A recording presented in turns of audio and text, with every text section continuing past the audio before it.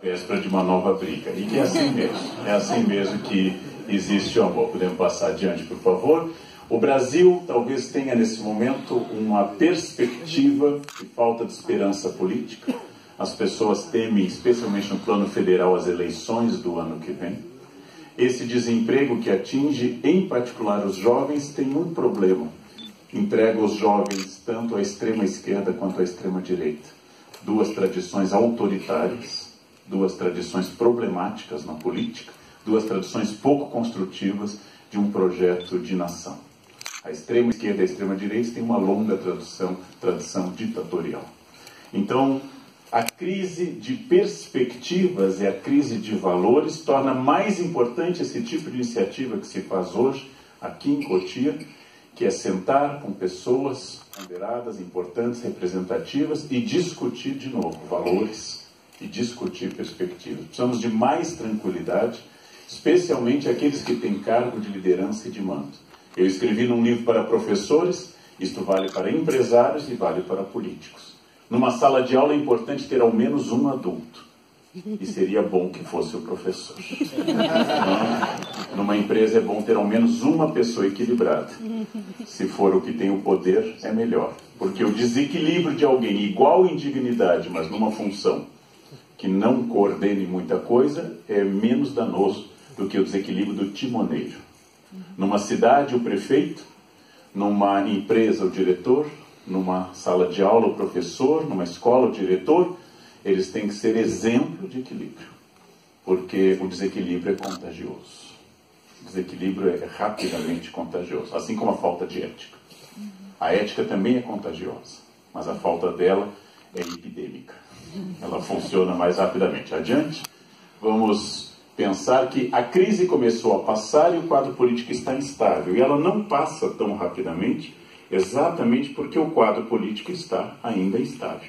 Hoje nós lembramos o primeiro ano do governo Temer, e com índices de popularidade baixos, e com problemas ainda para resolver. E o ano que vem temos eleições, o que não colabora para a estabilidade política, porque vem o debate, vem toda a questão política, vem promessa e assim por diante. Adiante. Com isso, nós temos diante de nós, pode passar, por favor, um problema em particular. Ele é brasileiro e ele é mundial, falta de liderança. Quase todos os grandes líderes da nação, especialmente no plano federal, se preocuparam nas últimas décadas com 3 projetos políticos. Reeleger-se, eleger seu sucessor e ficar fora da cadeia após esse período. Esses 3 projetos políticos dominaram o governo brasileiro. Nós não temos tido estadistas. Para o bem e para o mal, não é uma defesa dos nomes que eu vou citar, tanto nas suas ações positivas quanto negativas. No século passado, nós tivemos, por exemplo, em Juscelino Kubitschek, em Getúlio, e mesmo em iniciativas dos militares, para o bem e para o mal, não é uma defesa desses nomes. Nós tivemos projetos de Brasil para o futuro. Juscelino com a indústria automobilística, corrupção rodoviária, com o abandono da rede ferroviária. E todas as questões que, para o bem e para o mal, nos marcam até hoje. Getúlio Vargas com a CLT, estamos discutindo em 2017 uma legislação de 1943. Logo, eles pensaram além da morte. Nossos políticos pensam em não morrer na cadeia, o que é uma diferença importante. Adiante. É difícil para um professor apontar, como eu aponto, com uma convicção absoluta de ser adepto do Estado de Direito, com o meu entusiasmo pela ideia da democracia, com o meu combate a qualquer violação do Estado de Direito, pelo qual tanto lutamos. E temos quase às vésperas de completar 30 anos da Constituição mais democrática da história do Brasil, nós temos que mostrar que o Legislativo, especialmente a Câmara de Deputados e o Senado, são a alma da democracia. Eu digo isso para meus alunos na Unicamp, eu insisto nisso. O Legislativo é fundamental, é ele que é o coração da democracia. Aí a gente assiste diariamente aulas de pugilato e parece workshop de jiu-jitsu e não um debate político. Ou seja, nós temos um problema. O que meus pais e a minha formação insistiram: estude para ser alguém. Isto é um valor complicado hoje. É um valor muito complicado. É difícil ser professor hoje. É difícil, especialmente no ensino médio e fundamental. Adiante, não é só no Brasil. Esse problema é mundial. Não vamos citar o nome da entidade, porque dizem que atraem forças terríveis sobre o ambiente. Vocês devem pensar que essas pessoas, desde ditadores como o da Coreia do Norte, até pessoas eleitas legitimamente, como essa personagem, têm o controle de um arsenal atômico. Ou seja, o tiozinho da merenda seria mais confiável tendo esse botão do que as pessoas. E essas pessoas têm o poder do Doomsday, têm o poder do fim do mundo.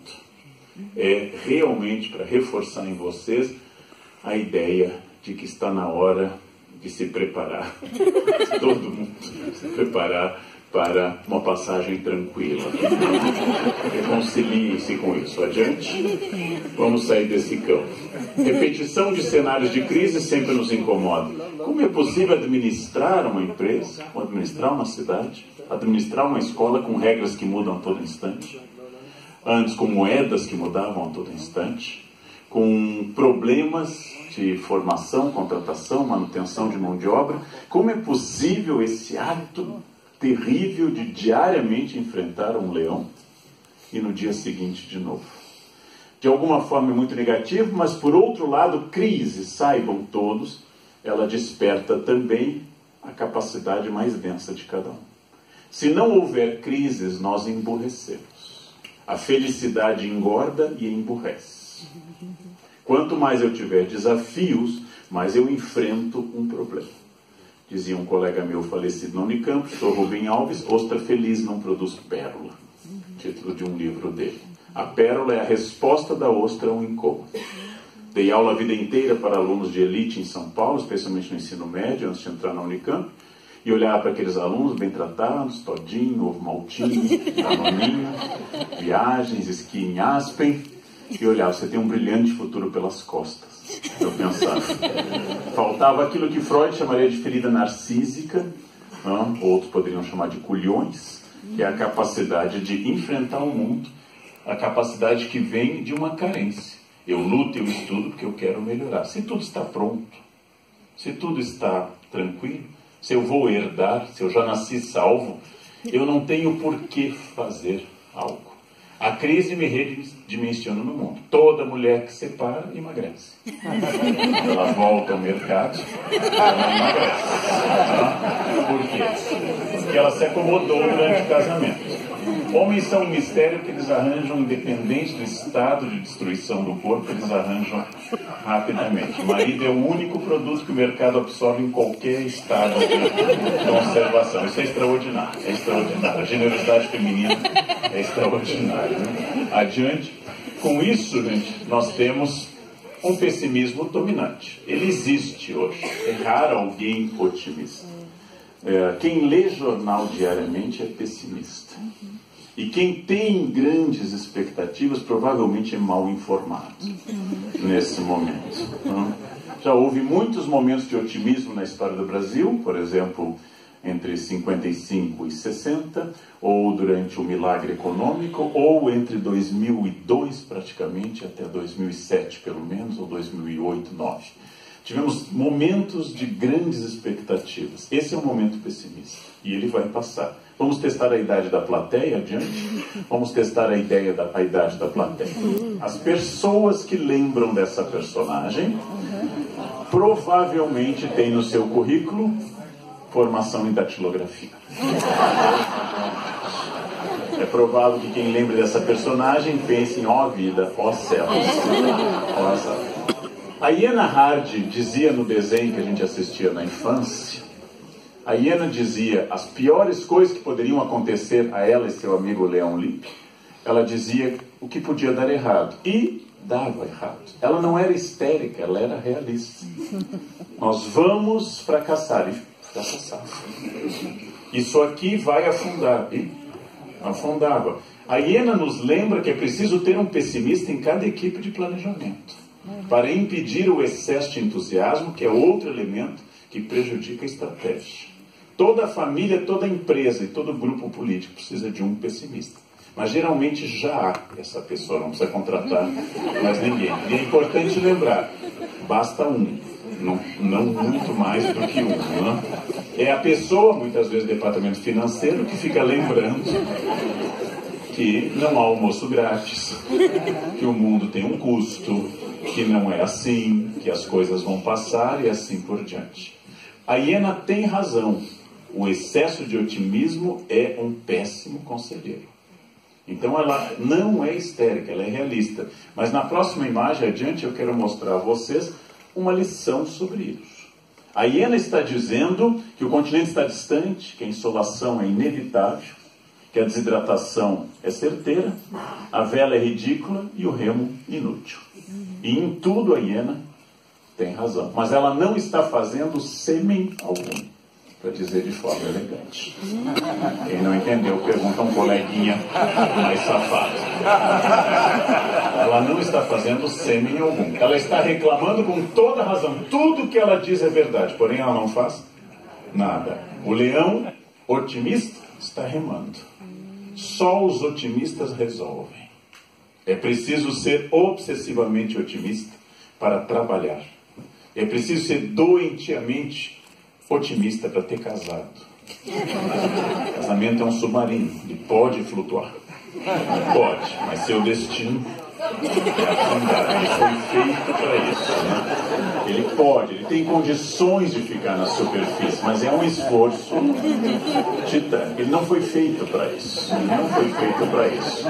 É preciso que cada um daqui que tiveram filhos reconheçam. Ter filhos é o pior investimento financeiro do planeta Terra. É pior que a poupança. Sendo que a poupança nunca diz eu te odeio. Depois de 12 a 14 anos, que os filhos começam a dizer isso. Poupança paga mal, não cobre a inflação, mas é segura. Está lá. Está lá sempre. Você conta com ela. Não chega tarde. Você conta com ela. É preciso ser profundamente otimista para fazer o que nós fazemos diariamente. Querem um gesto de um otimismo patológico? Todas as mulheres e homens nessa plateia que passam qualquer creme no rosto. É de um otimismo brutal. Diariamente. E todos morreremos. Tirando a Rainha Elizabeth, todos. O planeta morrerá. Talvez Sarney, mas a Rainha Elizabeth, com certeza. O otimismo é sempre aquilo que move o mundo. Então, ouçam aos pessimistas. Ouçam aos pessimistas. Levem em conta o que eles dizem, agradeçam, tomem medidas de precaução, mandem o otimismo ou o pessimista ir embora e comecem a trabalhar. Eu preciso acreditar sistematicamente. Como eu disse ontem a mais de 1000 diretores numa reunião, educação é o campo onde eu não tenho direito de ser pessimista, porque eu lido com crianças e jovens. Se eu sou azedo, esse é um problema meu. Educação é o campo da esperança, do futuro e daquilo que vem. Não pode ser pessimista.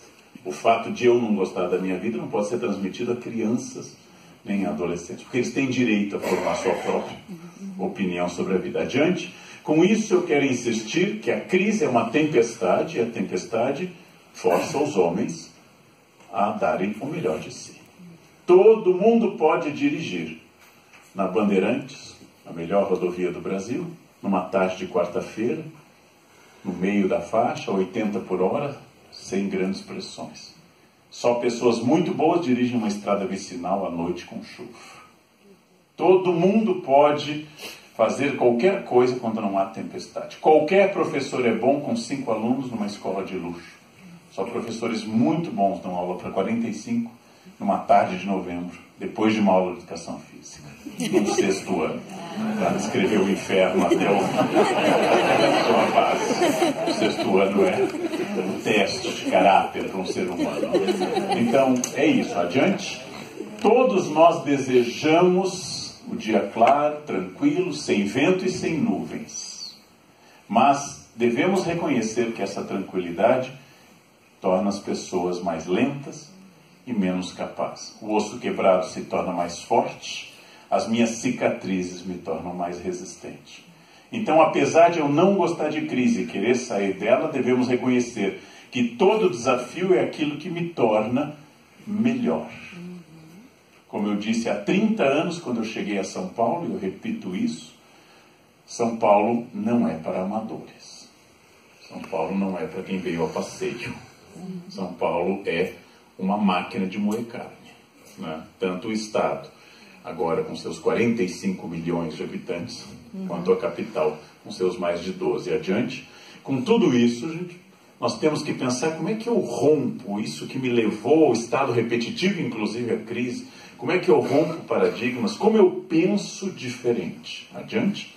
Eu penso diferente no momento que eu entendo que a ação que eu faço hoje produz resultado X. E a repetição dessa ação vai continuar produzindo o resultado X. A água ferve a 100 graus Celsius ao nível do oceano, independente do número de vezes que eu repita a experiência. Ou seja, para quebrar o paradigma eu tenho que fazer diferente. Se eu continuo fazendo da forma tradicional, o resultado será necessariamente tradicional. Não é científico fazer a mesma coisa e esperar um resultado distinto. Adiante. Como é que eu faço com isso? O cérebro humano busca repetição. É uma natureza do cérebro humano. O cérebro humano busca o menor gasto de energia possível. Ele é uma máquina inteligente. O menor gasto é a repetição dos gestos. Nós temos uma grande alegria pela rotina. Diria até que nós, homens em particular, tendo controle remoto, TV, sofá e comida, estamos prontos para bodas de ouro. A gente vai bem. Até porque o cérebro masculino tem uma área vazia. O homem pode pensar em nada, a mulher não tem. Ela pensa em tudo ao mesmo tempo, sempre, constantemente, até quando dorme. Mulher pensa sem parar. Homens têm o vazio. Quando vocês nos perguntam o que você está pensando, nada, é verdade. A gente não está pensando nada. Um vazio absoluto. É por isso que a gente pesca, meninas. É por isso que a gente pesca. Pescar é o exercício do nada. Olha para o anzol. Não pega nada o dia inteiro e acha ótimo. É só quem tem uma parte vazia do cérebro que pode fazer isso. O cérebro humano gosta da repetição. Adiante. Ele é feito para repetição. Porém, o mundo é feito pela transformação. Pantarrei, tudo flui, diz o filósofo Heráclito. Nada é igual. As cadeiras inanimadas nas quais as senhoras e os senhores se assentam estarão diferentes ao final desse encontro. Nós estaremos diferentes. O mundo muda constantemente. Não há frase mais inútil do que no meu tempo. O meu tempo é sempre 31 de agosto de 2017, porque eu não estou morando no passado. E o futuro nunca chega. É, como diz Santo Agostinho, um presente contínuo, mas sempre em transformação. Tudo está mudando constantemente. E eu sou obrigado a essa reciclagem. Como eu já citei no início, eu fiz curso de datilografia. Eu fiz uma licenciatura que me ensinou a usar mimeógrafo, retroprojetor. Tudo isso não serve para nada. E diante de mim tem o desafio do cabo USB e HDMI. E eu tenho que ficar metendo, porque eu não sei qual é o buraco. Eu estou metendo e vou tentando com isso. O mundo está em transformação, os valores que me formaram não são mais válidos. As técnicas que me deram são pouco úteis. E o Val Harari, o autor israelense, autor de Homo Deus e Sapiens, livros extraordinários que vendem muito hoje, disse: somos a primeira geração que não sabe sequer o que ensinar aos jovens, porque eu não sei o que será válido daqui a 20, 30 ou 50 anos. Eu, professor nascido no século XX, educando crianças e jovens do 21, que devem ser preparados para o 22, não sei o que eles precisarão daqui para frente. Tudo está em transformação adiante, tudo é absolutamente rápido e eu tenho que quebrar essa inércia. O que quebra esse princípio newtoniano pelo qual nenhum corpo altera seu estado de movimento ou repouso sem que sobre ele passe a atuar alguma força? Curiosamente, o principal elemento que rompe a inércia é a crise. A crise obriga a repensar. Nós, na infância, tomávamos banhos demoradíssimos, porque a água era infinita. Nenhum de nós imaginava que no Brasil, a maior reserva de água doce do planeta, nós teríamos problemas. A minha geração foi apresentada à crise hídrica. Eu obrigo a repensar o gasto de água. A gente escovava os dentes com a torneira aberta, lavava a louça com a torneira aberta. Hábitos brasileiros. Nossos filhos já têm consciência ecológica na escola, consciência hídrica. Já são apresentados a um recurso limitado e finito, que é a água doce. Logo, essa inércia foi rompida pela crise.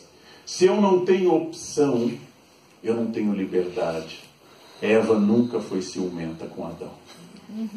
Ela sabia, era ela ou Chita, não tinha opção, né? No momento que eu tenho opção, entra a liberdade e entra o problema da escolha.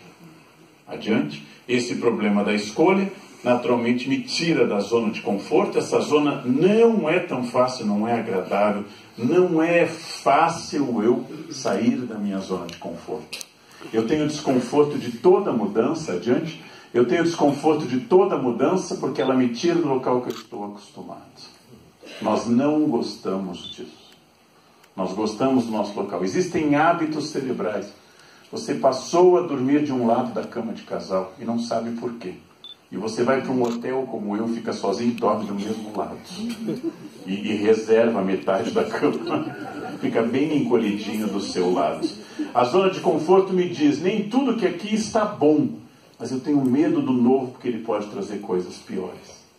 É a mulher que pensa, meu marido ronca, mas se eu trocar o outro pode bater, então fica com o que ronca. Só dá uma cutucada, né? Só dá uma cutucada de vez em quando. A zona de conforto é algo que me agrada porque nem tudo é bom, mas o bom é inimigo do ótimo. E a zona de conforto me puxa para o bom, para a repetição, para a tradição, para aquilo que eu imagino que tenha que ser. Adiante, com tudo isso eu tenho que pensar que o que me protege, usando a metáfora do embrião da galinha, o que me protege me sufoca. Se até a 3ª semana o pinto romper a casca do ovo, ele morre. Se a partir do 21º dia ele não romper, ele morre. Não tem a fórmula mais infalível para produzir um imbecil do que mimá-lo.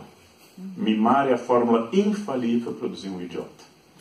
Eu sou professor há 35 anos. Todo idiota tem um pai que o mima e uma mãe que o mima. E o pai que mima transmite uma falsa ideia de que ele vai encontrar na vida adulta pais que o mimem. E ele encontra síndico, chefe, bedel, sogra, nora, genro, que não tem tendência a mimar, geralmente. Ou seja, transmite a ideia errada que a vida será tranquila. Transmite a ideia de que o ovo é seguro para sempre. Cabe aos pais, a todos nós, alimentar, vacinar, proteger e impedir desastres. E deixar que rale o joelho, deixar que o professor xingue quando merece, deixar que ele perca espaço social se ele não se comportar. Ou seja, deixar que se exponha aquilo que Freud chama de trauma, que é o início de toda a educação. É por meter o dedo na tomada e levar um choque que a criança não mete mais. Ou seja, é preciso lembrar que proteção sufoca. Adiante, proteção sufoca e proteção, pode virar por favor, proteção sufoca, porém, aprendi nos Estados Unidos, virou um lema de vida para mim. Mudar é difícil, todos reconhecemos. Não mudar é fatal. Eu só tenho duas opções: enfrentar o desconforto da mudança ou enfrentar o colapso.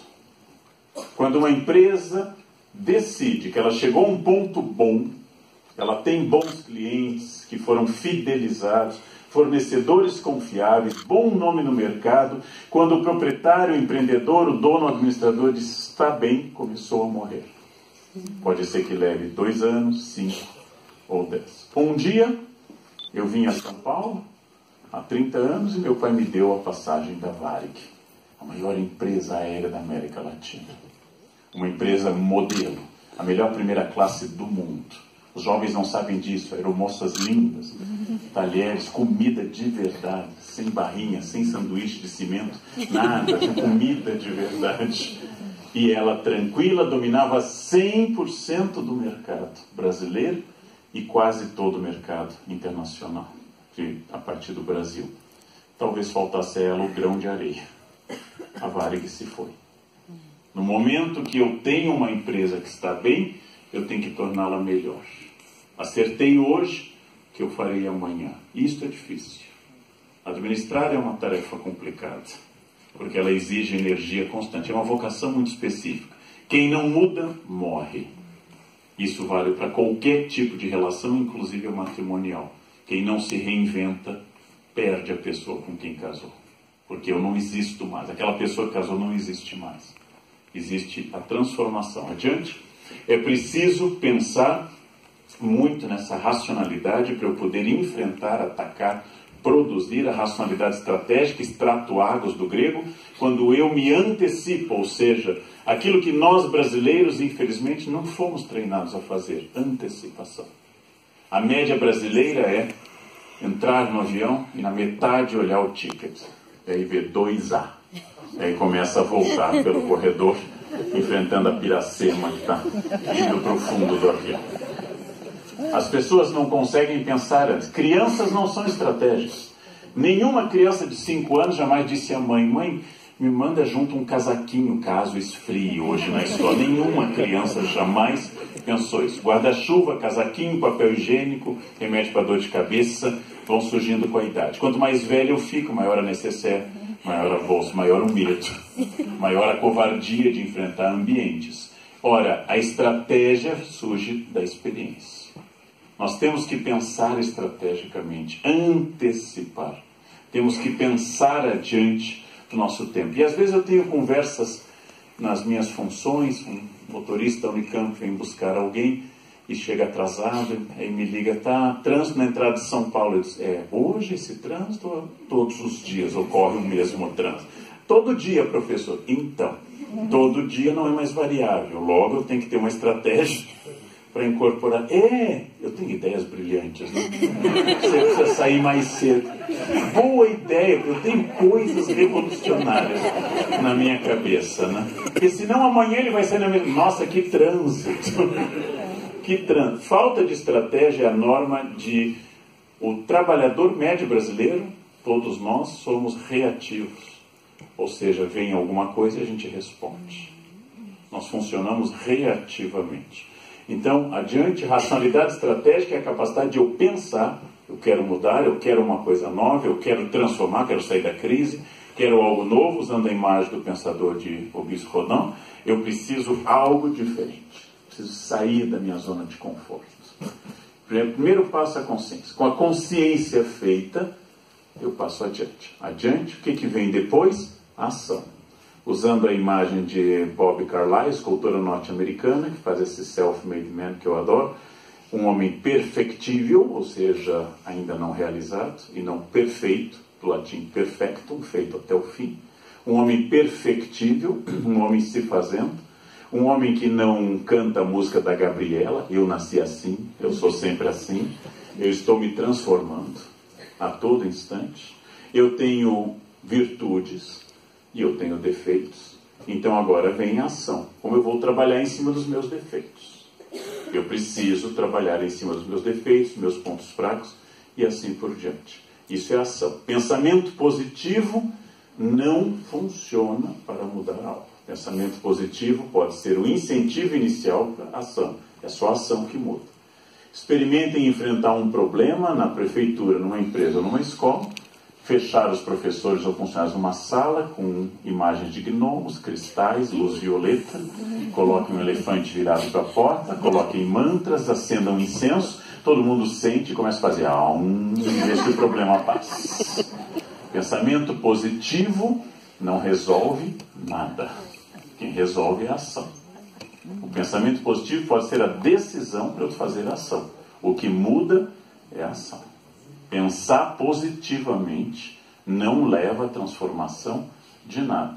Então é a ação que vai transformar. É isso que muda as coisas. Adiante. E para a ação me transformar, eu tenho que superar o determinismo, a ideia, não dá certo, a crise está forte. A crise veio para 207 milhões de brasileiros. Alguns prosperaram, outros estão na mesma e outros fecharam. Ora, se a crise é igual para todos, o que variou? Não foi a crise. Foi a ação de algumas pessoas. Determinismo é quando eu acho que alguém fala bem porque é de gêmeos. É acho. Que a secretária organizada que é virgem. Virgem tem toque por organização. E chefe autoritário. Leão. É o cão chupando manga. Leão na chefia, né? Mas que homem afetivo, câncer, chora até a inauguração do supermercado. Canceriano é pura emoção. Isso não existe, isso é pensamento mágico, isso é gnomo, isso é duende, isso é unicórnio, isso é senador ético, isso é pensamento mágico. Isso não existe. Tirem isso da cabeça. Tirem essas fantasias da cabeça. Pensamento mágico atrapalha a ação de um protagonista. Outra coisa que atrapalha a vaidade. Sabe o que é vaidade? Quem aqui está sentado pensando, será que ele vai falar do meu signo? Ele ainda não falou do meu signo. Isso também atrapalha bastante. Não existe determinismo. Apesar de eu estudar religiões e frequentar muitos centros religiosos para escrever, uma médium me disse uma vez, professor, em outra vida o senhor usou o cabelo para seduzir pessoas. Está explicado. Está explicado. Vem de outras encarnações. Determinismo, quem acredita em sorte, destino, signo, cristais, aromas. Quem acredita em karma, não, é absolutamente equivocado. As coisas acontecem à medida que eu faço. Não acontecem do jeito que eu quero, mas acontecem na medida que eu faço. Então, superar pensamento mágico. Parem de comer lentilha no ano novo. Parem de imaginar como todo pé rapado que cada grama é 1 milhão. Não tem uma pessoa que esteja no Serasa que não pensa, eu preciso comer lentilha. Lentilha é produto importado. Guardem esse dinheiro e reinvistam. Comam se gostarem, não para ter 1 milhão. Parem de usar roupa vermelha no ano novo para ter